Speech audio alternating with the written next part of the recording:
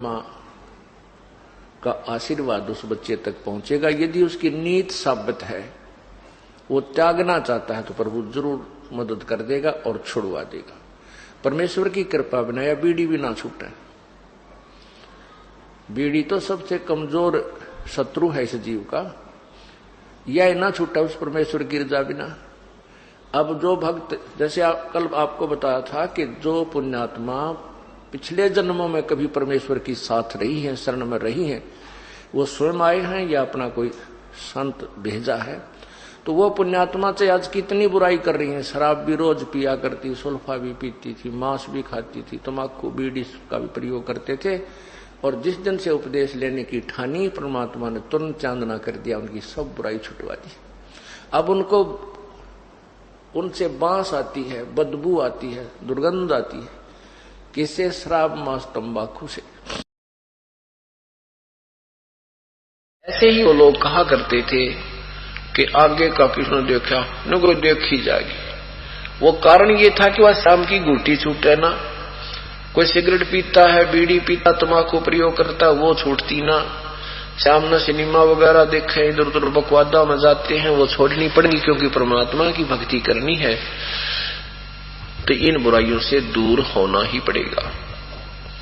अब किसान खेत में बीज बीजता है तो जमीन को साफ पहले करेगा ही करेगा, और वो न्यू का न्यू बीज नहीं बीजा जाता ना, उसकी को फिर उपलब्धि होती।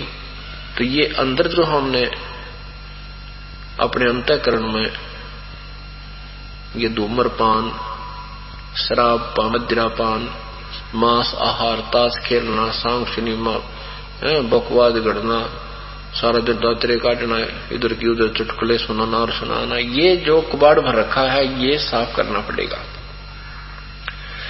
और इसमें भी परमात्मा आपको बहुत सहयोग देगा, क्योंकि जीव के बस का नहीं है कि वो एक बीड़ी भी छोड़ दे।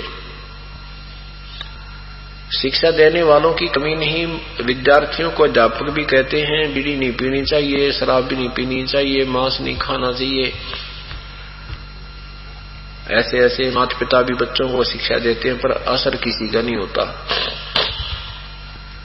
क्यों नहीं उनका अमल असर क्यों नहीं होता? क्योंकि उनकी शब्द में शक्ति नहीं होती। और वही बातें संत कहेगा और तुरंत छूट जाएंगी, क्योंकि उसकी शब्द में शक्ति है, परमात्मा का भेजा हुआ होता है।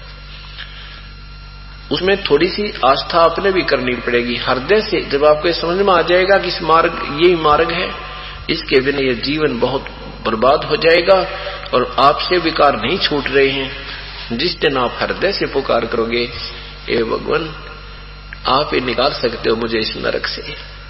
आत्मा जब आत्मा से, मन की नहीं सुनता परमात्मा, उसी दिन इस मन का यू लगाम डाल देगा परमात्मा, और फिर आपको उसी सिगरेट या बीड़ी के धुएं से चक्कर आया करेंगे, आपको नहीं सुहावेगा। जब पहले एक एक डिब्बी पी जाया करते सिगरेटों की, बीड़ियों की, फिर आपको कोई और भी पी रहा होगा बस में या कोई घर में, तो आपको नहीं सुहाएगा, क्योंकि आपका अंतःकरण साफ हो गया।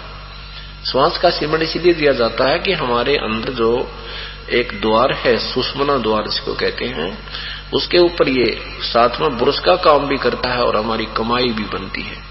तो वो बिल्कुल साफ हो जाता है, और फिर इसके उस साफ हुए उस द्वार पर जब फिर दोबारा कोई धुआं टकराता है तो उससे स्वीकार नहीं करता कि वो निर्मल हो चुका है, पहले उस पर परत जम चुकी थी। इस प्रकार परमात्मा आपको पहले बुराइयों से भी छुटवाएगा, फिर भक्ति भी कराएगा। तो वो क्या कहते, मन पापी को नहीं रोक सका। अर्थात कहने का भाव जो दास का है कि इसमें रजोगुण इतना प्रभावित कर दिया जीव को मैं काल ने, कि ये संतान उत्पत्ति करा के ही छोड़ेगा, चाहे कोई किसी तरीके से करे। यहां पर सभी कार्य बलात् करवाए जा रहे हैं। ये जीव नहीं समझ सकता इस काल के इस भयंकर जाल को। ये तो परमेश्वर आए हैं, उन्होंने हमें बताया था, उन्हीं की अमृतवाणी आज हमारे लिए साक्षी है, प्रमाणित है। और जिन महापुरुषों ने परमात्मा को पाया है, उसका साक्षात्कार किया है, उनकी अमृतवाणी भी वही प्रमाण दे रही है जो परमात्मा ने सुन